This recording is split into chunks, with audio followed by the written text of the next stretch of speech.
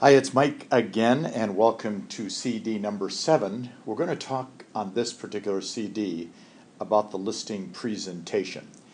And we know for a fact, and we know from experience, and we know from the fact that we've had the good fortune of working with and training virtually thousands and thousands, actually now into the millions of great real estate people, all the frustrations that people have regarding listing property. So what we want to do is we want to help you remove some of those frustrations. We want to help you get a clearer picture of what you have to do, and then, of course, help you actually do it. Now, the first thing we'd like to say to you, if I was to say to you there is a point number 1, it would be the fact that we want you to work as hard as you can at following what we call the 5-step listing process. And the 5-step listing process is nothing more than the following. First and foremost is to always pre-qualify 100% of the people before you ever go out on a presentation. Now, when you pre-qualify a seller before you make the presentation, it determines if they're serious or not, which is what you have to know before you get there. It gives you their concerns and objections ahead of time. It obviously demonstrates your professionalism. I've brought that up before. And it gives you information you need if you want to build rapport. So the first step in the process, before I ever go to a seller, I'm going to go ahead and make sure that I ask 100% of the pre-qualifying questions.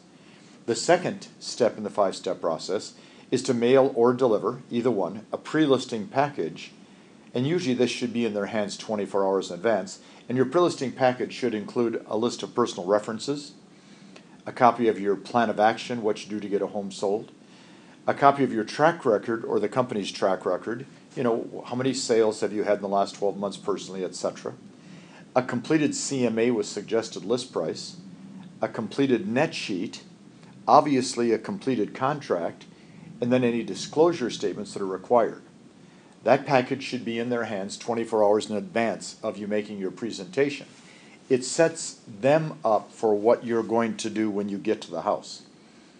The third step in the listing process is very simple. Call back and confirm your appointment and make sure they've received the pre-listing package and read it. And then, of course, make sure all the decision makers will be there when you get there.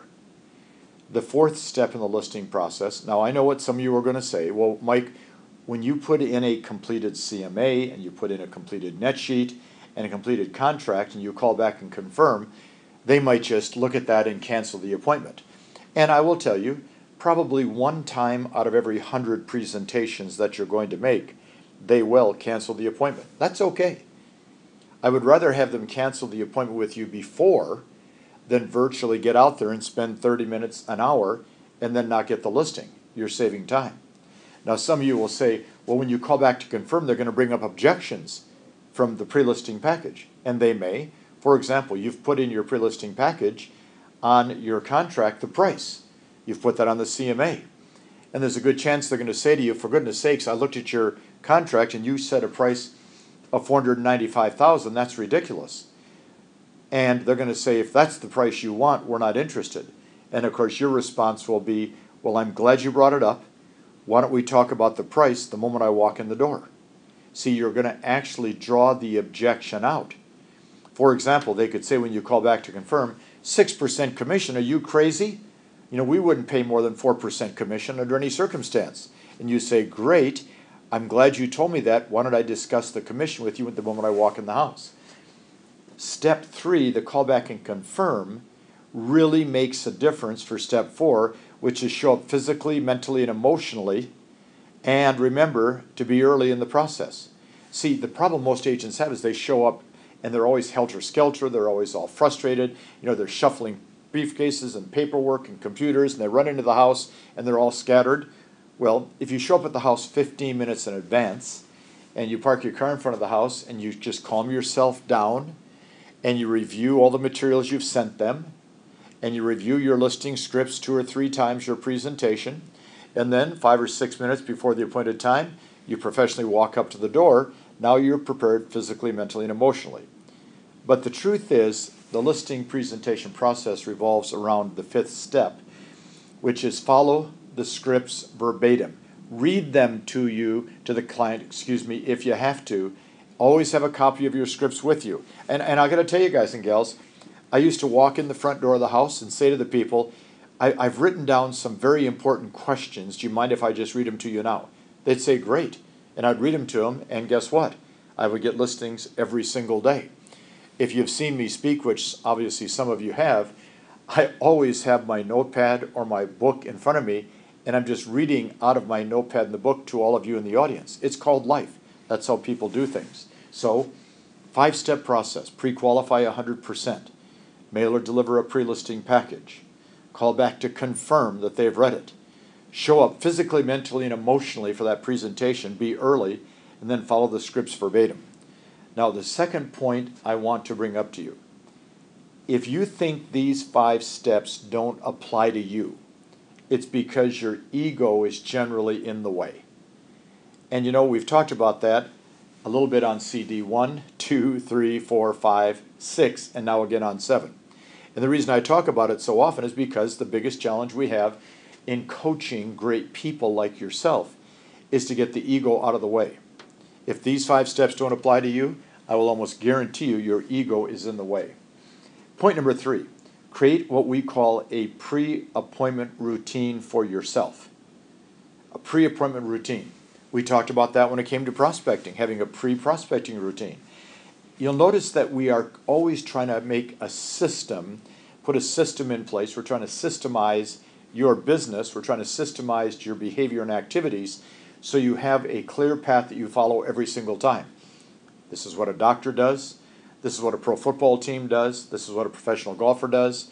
This is what anybody does that is trying to build and run a profitable and productive business. In your pre-appointment routine, you could have things like getting your mindset in order, practicing your presentation for a few minutes, looking and dressing professionally, obviously, making sure that all the proper materials are prepared, and of course, being on time. Point number 4, the sellers will always give the listing presentation to the person that earns it, not the person who needs it. And you earn the listing through the skills that you demonstrate while you're in the house. You earn a listing through skills. Listen to me carefully. Walking in and bad-mouthing your competition, walking in and begging for a listing, walking in with anything other than good sales skills puts you behind the 8 ball. They're going to give the listing to the person that earns it through the skills they have. Here's a thought for you, point number 5. Consider recording your listing presentation live on a regular basis as a way to improve your skills.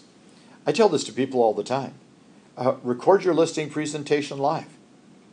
Then go home and listen to what you said and listen to see how close you were to the presentation that you were designing to go on. As the old joke goes, the average agent makes 3 presentations. 1 presentation in their mind on the way to the house, a separate one while they're at the house, and a third one on the way home, which is one they should have made back at the house.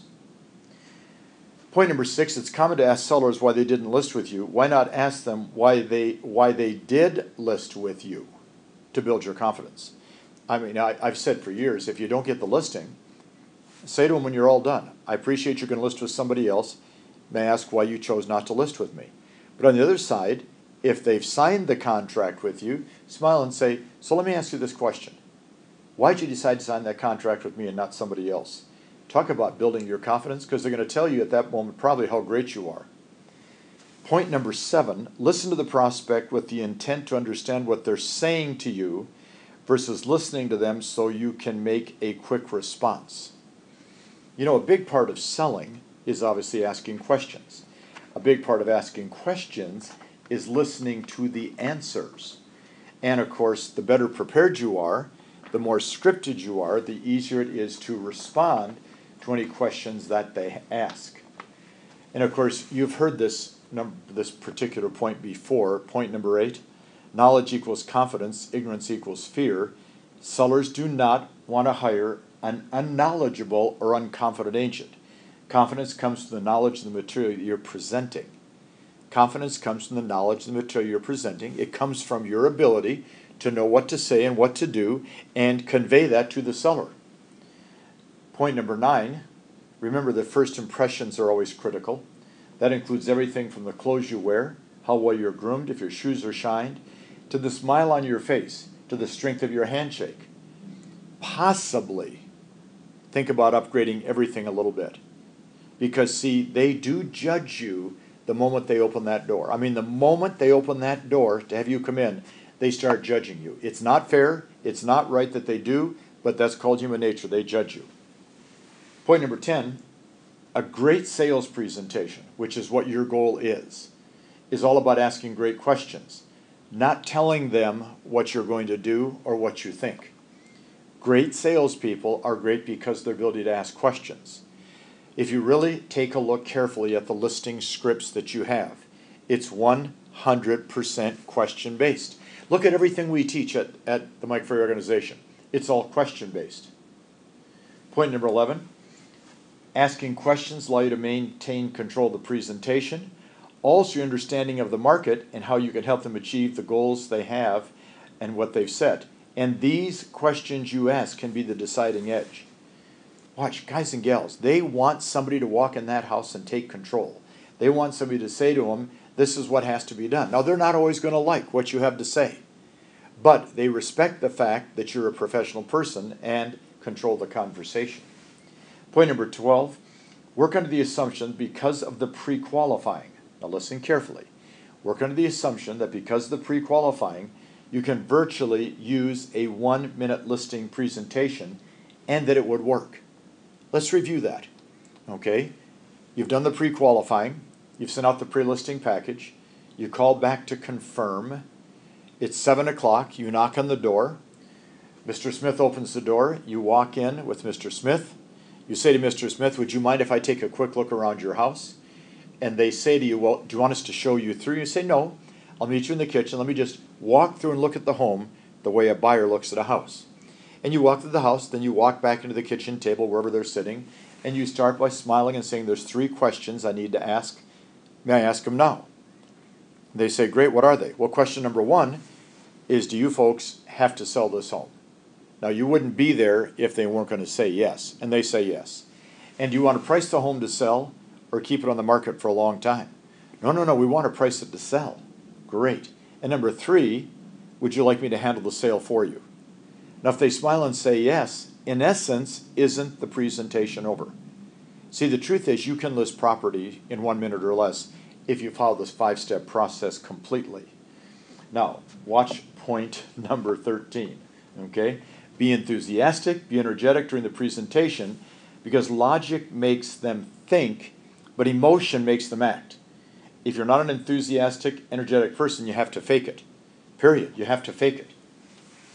Guys and gals, more listings are taken, more sales are made because of the enthusiasm and the energy of the salesperson than for any other reason that I could give you. And I want you to think about that. Sales are made because of the enthusiasm and the energy of the salesperson. Point 14, a poorly scripted presentation with great energy and enthusiasm can win a lot of the time. But a well-practiced, well-rehearsed, scripted presentation with energy and enthusiasm works all the time.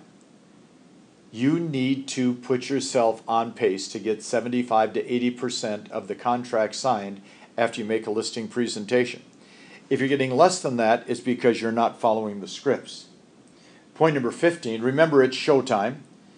If you've ever dreamed about being an actor or an actress, this is your opportunity. Guys and gals, they want a person that's going to go ahead and demonstrate during the listing presentation exactly what you're going to demonstrate when you're out showing the property to a potential buyer. It's showtime. Point 16. When the presentation goes more than 30 minutes, your conversation has shifted from selling, asking questions, to telling, which is talking too much. This means that you're less likely to get the listing, and if you do get it, it'll be at a higher price or a discounted commission. Watch. You talk too much, you worry me to death. That is, of course, an old song from the 60s, but it's still prevalent today. Point 17, there's a direct correlation between knowing what to say and your ability to show up and do your job. Sellers buy the authority of a canned presentation. Sellers buy the person that's the authority. Point 18, motivated sellers want an aggressive agent, one who takes charge, understands the business, and tells them the truth. Well, Mike, a lot of my sellers don't want to hear the truth. Well, they don't want to hear the truth, but they still want somebody to tell them the truth, okay? You go to the doctor and there's something wrong. You don't want to hear what the doctor is saying, but you want him to tell you the truth so you can get it fixed. Number 19, have the attitude that you're not leaving the seller's home until you have a contract signed. This attitude is easier to follow and establish when you follow all of the previous 18 points I've given you. I'm going on this listing presentation with only one objective, and that is to get a contract signed. Point number 20, let the seller know that they and you don't set the price on the home. Let's repeat that. Let the seller know that they and you don't set the price on the home. The buyers and sellers in the neighborhood have set the price. This removes the blame from you as an agent when asking for a price reduction.